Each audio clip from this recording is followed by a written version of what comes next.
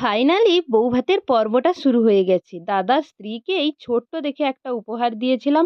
তারপরে বসে পড়লাম বৌভাত খেতে। প্রথমে দিয়েছিল গরম গরম বেগুনি, তার সাথে ছিল স্যালাড আর কাসুন্দি। সেটা খাওয়া শেষ না করতেই এসেছিল ফ্রাইড রাইস আর এসেছিল চিলি ফিশ। তো আমি দুবার ধরেই নিয়েছি, এত সুন্দর লেগেছিল খেতে, অনেক সুস্বাদু ছিল। তারপর দিয়ে গেল সাদা ভাত, মুগ ডাল আর তার সাথে ছিল ঝুরো ঝুরো আলু ভাজা।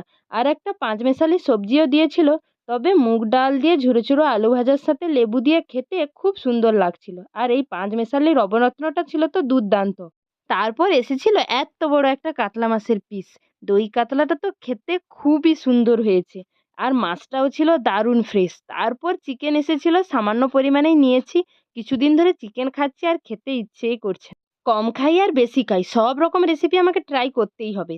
তারপর টক মিষ্টি আমের চাটনি, দই, মিষ্টি আর পাঁপড়। ব্যাস, আজকের মিনি ভ্লগটা